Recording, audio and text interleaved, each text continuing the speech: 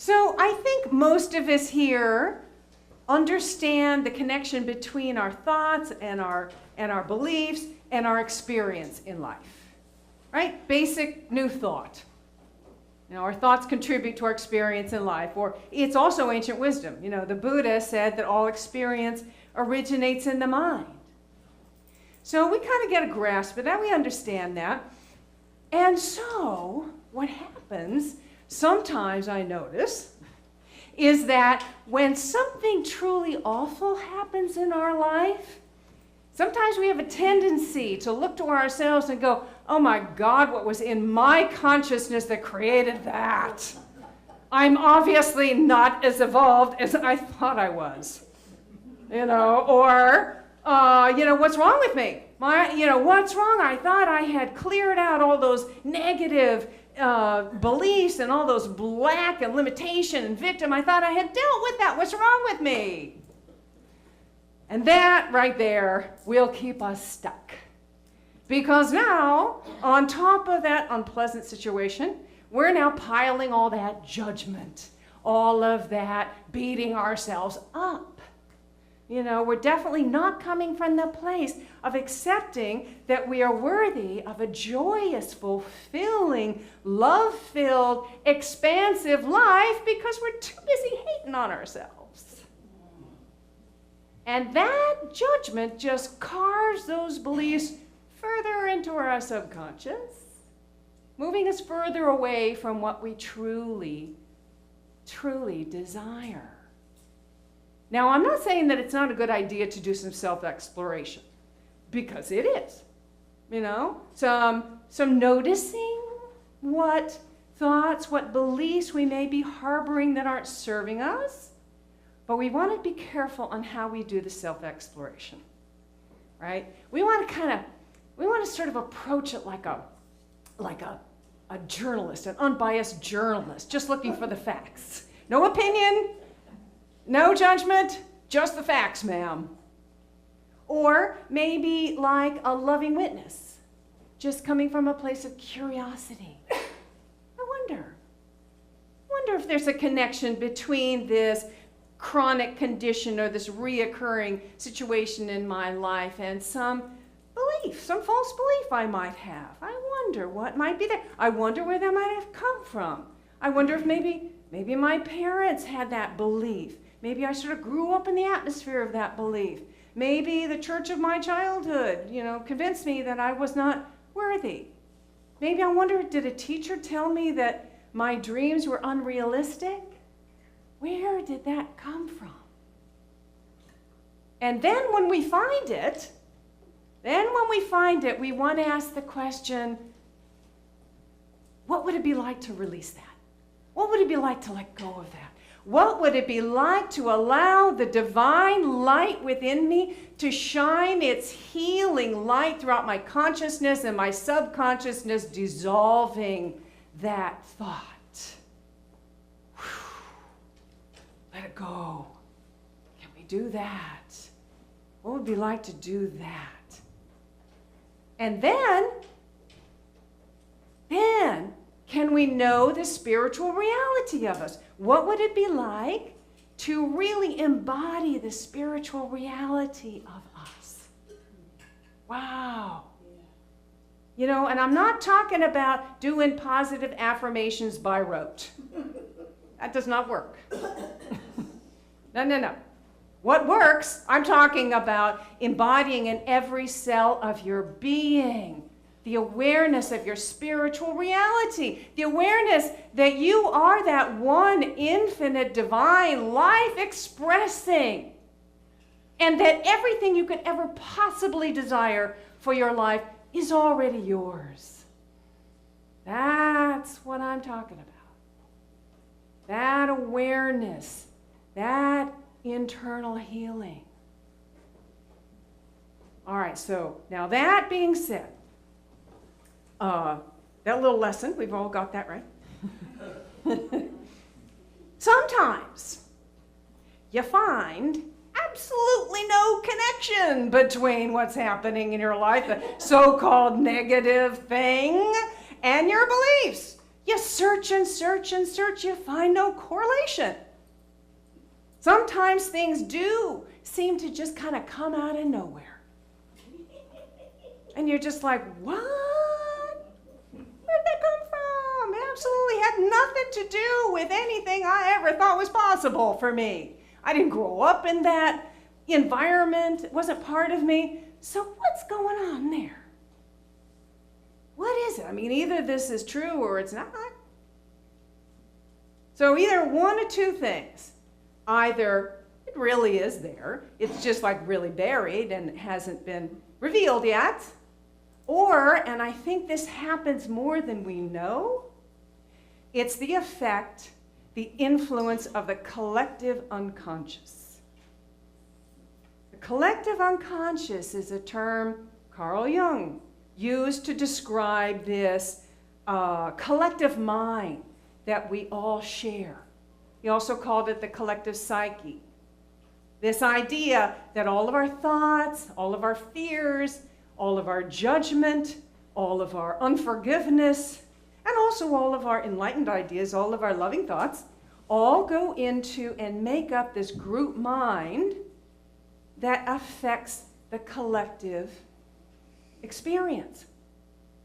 Ernest Holmes talked about it too. Ernest Holmes' Science of Mind talked about it as being race mind consciousness, referring to the human race. Charles Fillmore talked about it kind of in this way too. You know, we think that our minds are something that's just ours. You know, it's encased in this brain, it's encased in our body, it's impervious. You can't really know what I'm really thinking. I can't know what you're really thinking. It appears that we're separate. It appears that way. Such is not the case. It's not the case, really. I mean, if we are all one with source energy, if we are all expressions of the one divine mind, if we are all facets of one beautiful shining diamond, which we are, and we're all one with each other. We're all connected with each other on a very deep level, on a couple of levels at least. On the spiritual level, you know, because we are spirit expressing, we are one that way. We're one on the mental level because we share this same one mind. And because we do share this one mind, because we are an expression of this one creative mind, our thoughts are creative. We have that creative power to create our experience in our personal life and in the collective life. So Carl Jung writes, our personal psychology is just a thin skin, a ripple on the ocean of collective psychology. The powerful factor, the factor that changes our whole life, which changes the surface of the known world and makes history, is collective psyche. And collective psyche moves according to laws entirely different from those of our own consciousness. Wow. He really believes that this is a big influence. Changes the face of the earth, contributes to history, those pervasive perceptions of the collective unconscious influence more than we know, unwittingly, unconsciously. This is not a conscious, intentional thing, right? But all of the thoughts, all the fears, all of the judgments, all of our unforgiveness, all of our disrespect for each other and for the planet for centuries creates this heavy vibration which must be reflected in our world and shows up as widespread disease, widespread famine, pockets of poverty, places where corrupt governments rise to the surface. I don't know where that would be. natural disasters even. You know? But the good news is, I'm getting to the good news. Take a breath, getting to the good news here. The good news is also all of our love, all of our prayers, all of our compassion, all of our compassionate acts, all of our forgiveness also goes into this collective mind and helps to raise the vibration. And we see that reflected in our world as moments of grace, as unexpected blessings, as unexpected abundance of good, as spontaneous healings, as an unexpected lessening of a hurricane's effects. Hello?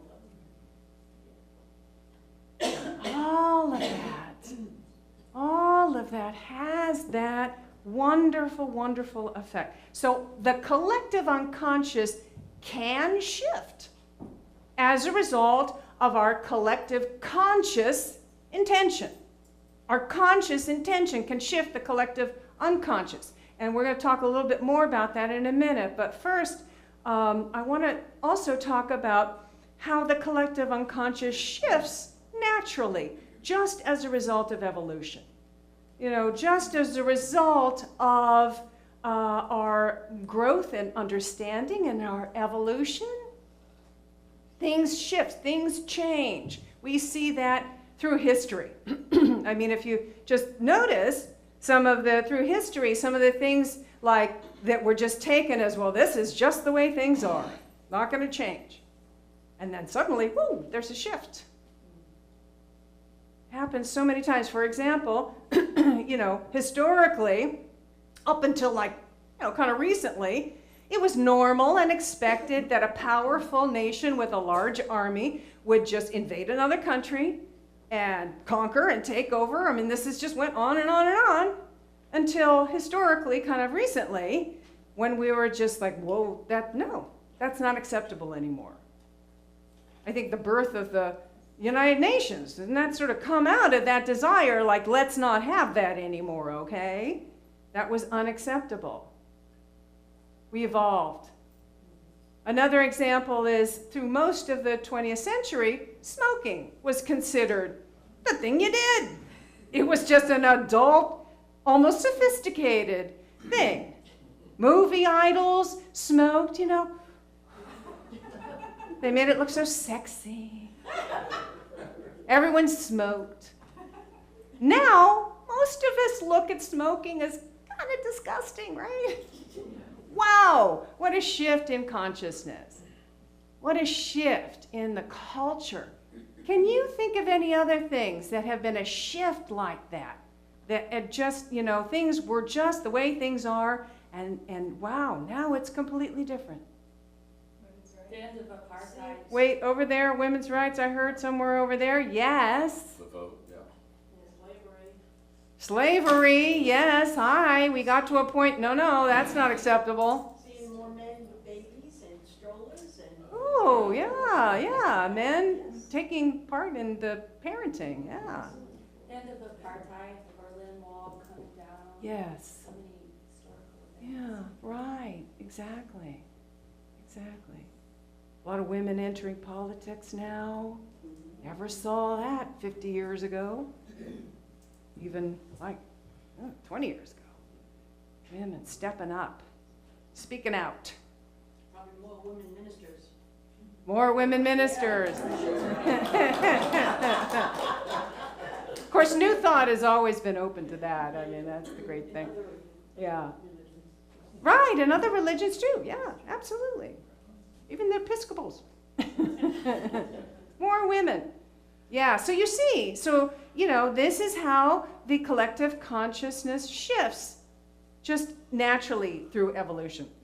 Now let's look at the effects of the influence of the collective unconscious in our individual lives. So Ernest Holmes, who wrote Science of Mind, wrote, race suggestion, remember he's talking about human race, is a very real thing. And each individual carries around with him and has written into his memory many impressions which he never consciously thought of or expressed.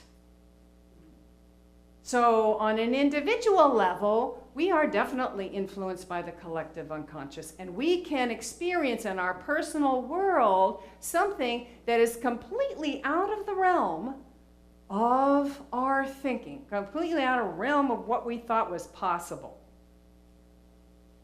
And then he goes on to say, individuals who are in sympathetic vibration with each other more or less mingle and receive suggestions from each other. Sympathetic vibration with each other. What's that? I think it's like our friend group, right? The people we hang with. Our posse. Choose our posse wisely. Because if we hang with a lot of people who are fearful and negative and always complaining about how bad things are and how their bodies are falling apart, those thoughts kind of they slip into the back door of our consciousness, and we could experience them. Now, on the other hand, hanging out with a lot of positive-minded people, open-hearted people who are committed to personal and spiritual growth, that too, hey, maybe some of those ideas are slipping into the back. Not a bad thing, right? Now, okay, there's some times where you can't control, your family, right? Your relatives, maybe people you work with, just the world in general. Is there any way that we can protect ourselves against that negative influence? I'm so glad you asked, because yes, there is. There is. So the first thing we can do is visualize ourselves surrounded by and encased in white light. Now this is use your power of intention. Intention is energy. Intention creates energy. Everything is energy. This is a real thing. You can also affirm, I am open only to the Christ vibration. You do that? Yeah. Or I am open only to the highest divine thought. And say it with a full knowledge of the power of your word being the one mind expressing. In fact, let's say that together. I am open only to the highest divine thought. I am open only to the highest divine thought. And let's say it again like you're really expressing the power of your word. I am open only to the highest divine thought. Yes, I believe it. That's it.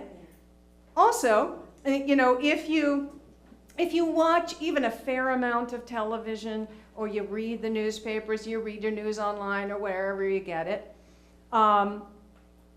those some fearful ideas and images can kind of slip in without your awareness. So you want to bring your awareness to it. Awareness is key.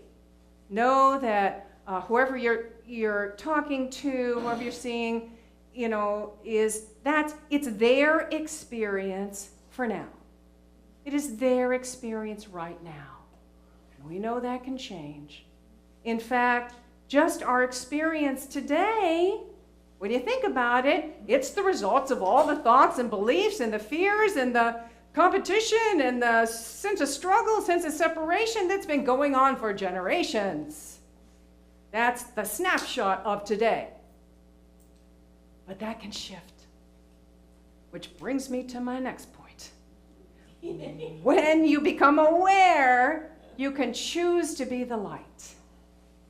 You can choose to be the light. You can, as Reverend Michael Beckwith used to say, the front page of the newspaper, that's your prayer list for the day. That's your prayer list for the day. Right? That's what we have the power to shift the collective intention with our conscious, intentional, loving thoughts and our healing thoughts and our compassionate acts. we can shift it. We can shift all of that energy. We can do this individually with our intention, with our loving prayer. You know, we do this every Sunday when we come together. Thank you for that beautiful meditation, by the way. That was a perfect example of how we can hold in our hearts, you know, and send it out to the world. So we do this every Sunday. You put all those Sundays together, Sunday after Sunday after Sunday. It's like these beautiful beads in this beautiful necklace which surrounds the earth. Ooh, that's a nice image, huh? Ooh, let's imagine that. Some people have meditation groups, prayer groups, power of intention groups, where you get together and you intentionally, consciously send light and healing energy and love to the world. We are actually planning a service like this on Monday, October 22nd. You know, we were going to do the World Day of Prayer, but it got canceled because of the hurricane. So it's kind of, we're rescheduled this. And the focus of this group intention is to engage the electorate, to empower people to get out and vote in record numbers, and to vote from their heart, not from their fear. We want to visualize that. So join us for that evening. It's going to be a powerful evening. Yeah. We have the power to shift this. We're change agents. You're a change agent. You are a change agent. You're a change agent. We're all change agents. And with our loving thoughts and our healing light and our forgiveness, we can not only ensure that our own mind is free from those negative tapes from our past or from the influence of the collective unconscious, but we're also lifting humanity from the effects of fearful, destructive thinking for generations. In an instant, in the twinkling of an eye. Twinkling of an eye, it can happen, it shifts. We've seen it historically, things shift. We're ready to shift now. We're ready to shift into a place of love and compassion and acceptance and allowing all to be who we truly are. So let's envision that. And you know, when that happens, then, you know, people begin to feel like it's normal, that joy is normal, that limitless love is natural, that peace and harmony and abundance of good is the natural order of things. Let's say that together. Peace, harmony, and abundance of good is the natural order of things. Peace, harmony, and abundance of good is the natural order of things. And so it is. Yes.